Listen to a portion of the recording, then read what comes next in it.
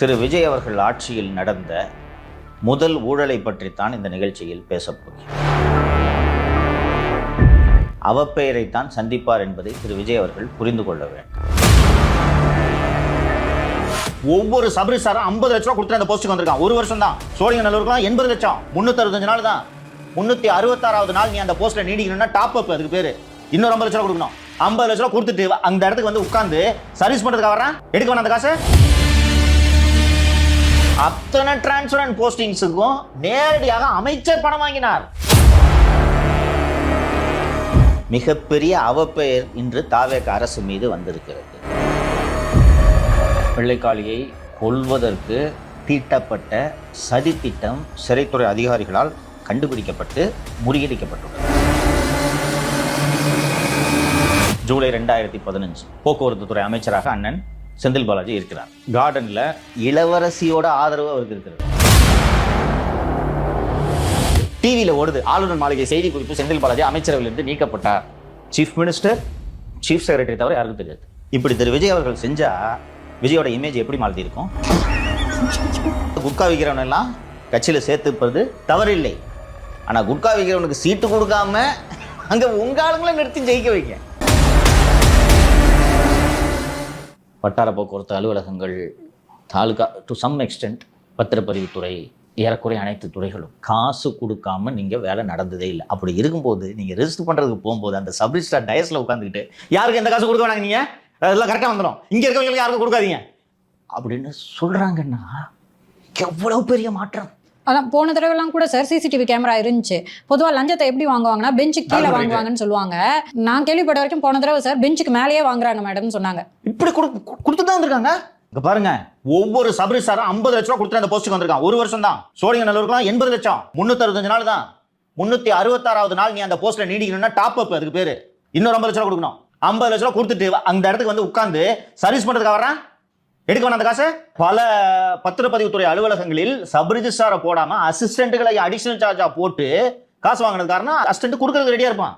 அத்தனை transfer and போஸ்டிங்ஸுக்கும் நேரடியாக அமைச்சர் பணம் வாங்கினார். இன்னைக்கு இவங்க எல்லாம் பிரச்சாரம் பண்றவங்களா காசு வாங்காதீங்கன்னு இவ்வளவு சந்தோஷமா இருக்கு. அப்ப மக்கள் இதை எப்படி கொண்டாடுவாங்க? சோ இந்த கொண்டாட்டத்தை நீடிக்க வைக்க வேண்டிய பொறுப்பு முதல்வருக்கு இருக்கிறது. ஸோ எனக்கு காலையில் நம்ப முடியல. என்னது பத்திரப்பதிவு அலுவலர்கள் பிரச்சாரமா என்ன பிரச்சாரம் பண்ணுறாங்க? வழக்கமாக குடுன்னு தானே பிரச்சாரம் பண்ணுவாங்க. அதில் குறிப்பிட்டது ரொம்ப முக்கியமான ஒரு விஷயம். இந்த நியூஸ் ஐட்டத்தில் சில ஆண்டுகளாக சார் பதிவாளர்கள் இடமாற்றம் கோரினால் அதற்கு பல்வேறு நிலைகளில் லஞ்சம் கொடுக்க வேண்டிய கட்டாயம் இருந்தது. Full stop. தற்போது 132 சார் பதிவாளர்களுக்கு எவ்வித வசூலும் இன்றி இடமாற்றம் கிடைத்துள்ளது. இதன் காரணமாக பொதுமக்களிடம் எந்த விதத்திலும் லஞ்சம் கேட்டு நிர்பந்திக்க கூடாது என அதிகாரிகள் உத்தரவிட்டுள்ளனர். அருண் சுந்தர் தயாளன் ஒரு அருமையான ஐஏஎஸ் ஆஃபீஸர் பத்திரப்பதிவுத்துறையின் ஐஜியாக நியமிக்கப்பட்டு நிறைய பேர் நம்ம மேலே விமர்சனம் வைப்பாங்க, இன்னும் எல்லா அதிகாரிகளையும் நோண்டிட்டு இருக்கிற அப்படின்னு. இதை சொல்கிறேன்ல, அற்புதமான அதிகாரி. கரெக்டாக கூப்பிட்டு கன்சல்டேஷன் பண்ணி கவுன்சிலிங் வச்சு யார் யாருக்கு எந்தெந்த இடம் போடு. இதுக்கு முன்னாடி இந்த பாலசுப்ரமணியன்ற பெருச்சாலி, அது பெருச்சாலின்றது இதுக்கு முன்னாடி இருந்த தினேஷ் ஆலிவர் பொன்ராஜுக்கும் தெரியும். ஆனால் பாலசுப்ரமணியத்தை தொட்டா மூர்த்தி நம்மளை கடிச்சு வச்சுருவார். தொடல வந்த உடனே இவர் அருண் சுந்தர் தயாளன் யாருன்னு தெரிய முடியே முதல்ல அடிச்சு சஸ்பெண்ட் பண்ணாரு. இப்போது இந்த பாலசுப்ரமணியத்தின் மீது எவ்வளவு புகார்கள் இருக்கின்றன என்பது ஊருக்கே தெரியும். ஏன் லஞ்ச ஒழிப்புத்துறை இயக்குனர் இந்த பாலசுப்ரமணியம் மீது இதுவரை வழக்கு பதிவு செய்யவில்லை? ஏனென்றால் தே வேர் பார்ட்னர்ஸ் இன் கிரைம். 2 பேரும் சேர்ந்து டபுள் டாக்குமெண்ட் போட்டு இருந்தாங்க. எப்படி கேஸ் போடுவார்? அடுத்ததான் ரியல் எஸ்டேட் ஆணையத்தின் ஒழுங்குமுறை தலைவராக இருந்த சிவதாஸ் மீனா அவர்கள் ராஜினாமா பண்ணிருக்காங்க. ஏதோ அழுத்தம்லாம் வந்ததா செய்திகள்லாம் வந்துச்சு சார். அழுத்தம் வரட்டுன்றேன் தம்பி. அழுத்தம் கொடுக்கலாம் எல்லாம் போக மாட்டாங்கப்பா. சரி, நீங்கள் தானாக முன் வந்து ராஜினாமா செய்பவர்கள் 10 மே அன்றளவா நீங்கள் ராஜினாமா செய்திருக்க வேண்டும்.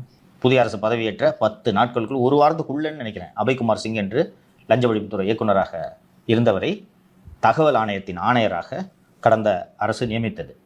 அவர் 2 மாதம் கூட அந்த பணியில் இல்லை. அவர் ஜனவரி மாதம் ரிட்டையர் ஆகிறாரு. 31/1 ரிட்டையர் ஆனார். அதுக்கு ஒரு 2 மாதம் கழித்து தான் ஒரு தகவல் ஆணையராக நியமிக்கிறார்கள். அவர் அங்கே லஞ்ச ஒழிப்புத்துறை இயக்குநராக இருந்தபோது தான் இடி கேஸிலிருந்து இவங்களை காப்பாற்றுறதுக்காக டாஸ்மாக் எஃப்ஐஆர் பூரா க்ளோஸ் பண்ணார் லஞ்ச ஒழிப்புத்துறையில். அதற்கு கைமாறாக இதை கொடுத்தார்கள், இந்த பதவியை. அவர் கவர்மெண்ட், புது கவர்மெண்ட் வந்த ஒரு வாரத்தில் ரிசைன் பண்ணிட்டு போயிட்டார். பெரிய மனுஷன், நான் வாழ்த்துறேன் மனசார. இப்போ உனக்கு 60 நாள் ஆகுதா? அப்போ அழுத்தம் தான் கொடுப்பாங்க. என்ன தம்பி போறியா? போன தடவை அழுத்தம் கொடுக்கலன்னு நம்ம சொல்லிட்டு இருந்தோம். ஆமாம், இவரெல்லாம் சிவதாஸ் மீனாலாம் for Bhashyam, by Bhashyam, of Bhashyam. இந்த நம்ம நிகழ்ச்சியில் ஏற்கனவே பேசியிருக்கேன்னு நினைக்கிறேன். ஐபிஎல்லாம் நடக்கும்போது பாஷம் ஒரு கேலரி வாங்கிடுவாங்க. அதிகாரிகள் வீட்டில் சின்ன சின்ன குழந்தைங்க இருக்கும்ல, டிக்கெட் வாங்கி கொடு, என் ஃப்ரெண்ட்ஸுக்கு வேணும், இதுக்கு வேணும்லாம் சொன்ன உடனே அதுக்குன்னே கேலரி வாங்கி வச்சார். அந்த கேலரியில் போய் இங்கே உட்காந்துக்கிட்டு இது பண்ணுறது. இந்த மாதிரி உங்களுக்கு ஃப்ரீயாக 10 டிக்கெட்டை டெய்லியும் எல்லா மேட்சுக்கும் 10 டிக்கெட்டு ஒருத்தன் கொடுக்குறான், நான் பதிலுக்கு எதுவும் வாங்க மாட்டேன். இப்படி கேலரியே கார் வாங்கி வச்சுட்டு யாராவது போனாங்கன்னா அவங்களுக்கு கார் ஏரோப்ளேன் வாங்கி வச்சுட்டு விமானம். there is no free lunch. There's no free lunch. தகவல் ஆணையம் ராஜினாமா பண்றேன்னு சொன்னீங்க. அது தொடர்பாக வேற இன்னொரு செய்தி வேற வந்திருக்கு சார். ஆர்டிஐல வந்து 40,000 வழக்குகள் வந்து தேங்கி கிடக்கா சார். 2004 ஐக்கிய முற்போக்கு கூட்டணி அரசு கொண்டு வந்த மிக மிக ஒரு முக்கியமான சட்டம் தான் இந்த தகவல் அறியும் உரிமை சட்டம். தொடக்க காலத்தில் அந்த சட்டத்தின் மீது அரசு அதிகாரிகளுக்கு இருந்த பயம் காலப்போக்கில் போய்விட்டது. இந்த நுகர்வோர் பாதுகாப்பு சட்டம், கன்சியூமர் கோர்ட்டு இதெல்லாம் எப்படி வலுவிழந்ததோ அது மாதிரி ஆயிடுச்சு.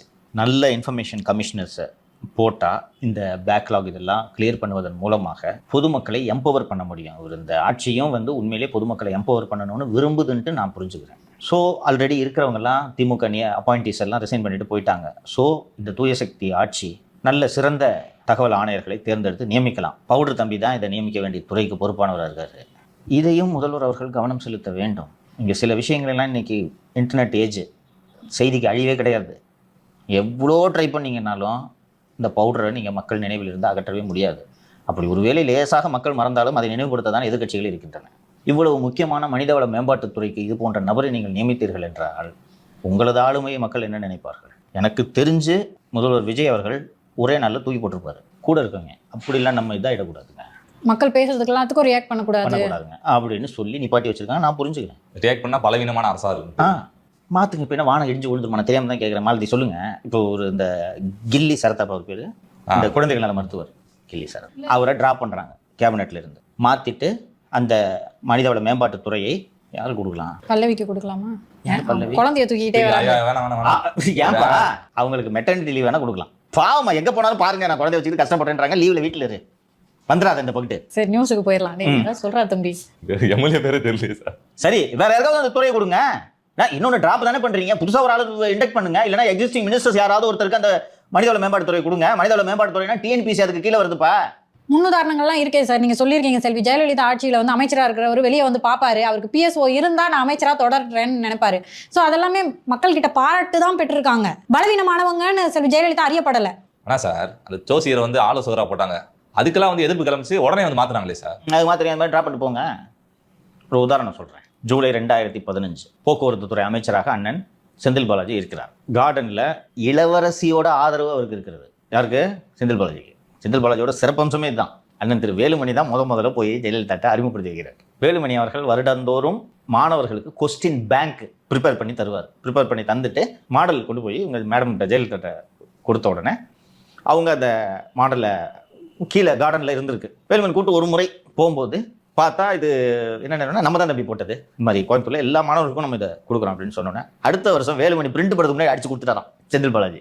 ஒன்ஸ் போய் கார்டனில் இன்ட்ரடியூஸ் பண்ணுறாரு. அதுக்கப்புறம் பார்த்தா மினி பஸ், அப்போ உனக்கு ஞாபகம் இருக்கா, மினி பஸ் விட்டாங்க. அந்த மினி பஸ்ஸில் ரெட்டல் இருக்கும், அம்மா குடிநீர் ஞாபகம் இருக்கா, அதெல்லாம் செந்தில் பாலாஜி அறிமுகப்படுத்துங்க. அப்படி பண்ணி இம்ப்ரெஸ் ஆகி பிரில்லியன்ட் பிரமாதம் சொல்லி அப்படி நெருக்கமாயிட்டாரு. அண்டு வீட்டில் சசிகலா சப்போர்ட்டு, இளவரசி சப்போர்ட்டு.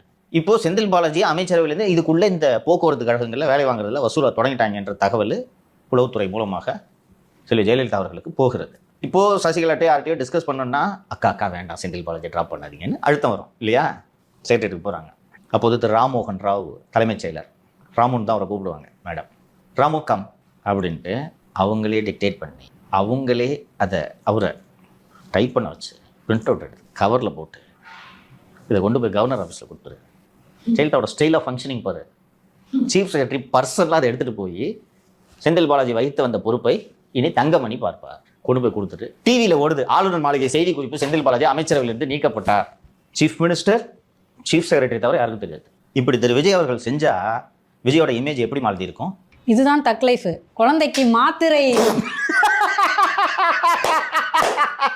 நசுக்கி தருவது தக் லைஃப் அல்ல. பண்ணணும். நம்மலாம் கொண்டாடி இருப்போமா? யோ சொன்னார், வந்துச்சு நியூஸ், தூக்கி போட்டார், அவ்வளோதான். இப்போ இது போல இப்போ அடுத்த எதிர்க்கட்சிகள் என்ன பண்ணுன்றதே சொல்லிடுறேன். சின்ன சின்ன குற்றச்சாட்டெல்லாம் ஊதுவாங்க, ரைட்டா? அதுக்கு பண்ணாதீங்க. இது டிஃபெண்ட் பண்ணக்கூடிய விஷயமா? இன்னொன்று தாவேகா ஒன் மேன் ஆர்மி தான். ஆமாம். இப்போ என்ன அவர் கில்லி சரத்துக்காக அந்த தொகுதி மக்கள் வாக்களித்தார்களா?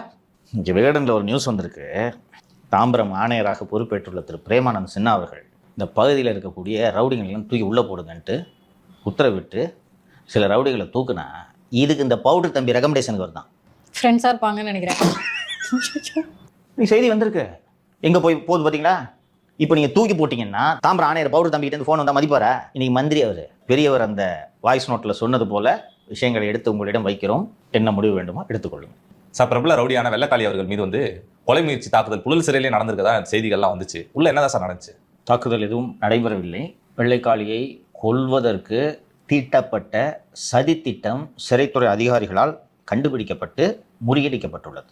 ஒரு 5 யூடியூப் வீடியோவில் பேசுறது மாதிரியான ஒரு கதை. அதனால நான் அவ்வளோ டீட்டெயில் அதுக்குள்ளே போகல. வி.கே. குருசாமி, வெள்ளைக்காளி இவர்களது இருவரது பகையின் காரணமாக இதுவரை 22 கொலைகள் நடைபெற்றிருக்கு. போஸ்டர்ல ஆரம்பிச்சிச்சு. அதாவது அதிமுக திமுக இடையில போஸ்டர் ஒட்டுறதுனால வந்து சிக்கல். Correct you are right.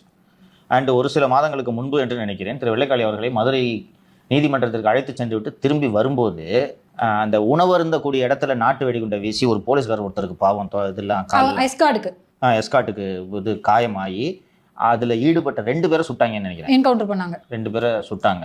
அதற்கு பிறகு இப்போது சிறையில் வைத்து தண்டனை செயல் சென்னை புழல் தண்டனை செயல் புழல் 1ல் திரு வெள்ளைக்காளி அவர்கள் இருக்கிறார். நான் அவரோடு 1 மாதம் இருந்தேன் வெள்ளைக்காளியோடு புழல் 1ல். அதான் விசாரித்தேன் காலையில்.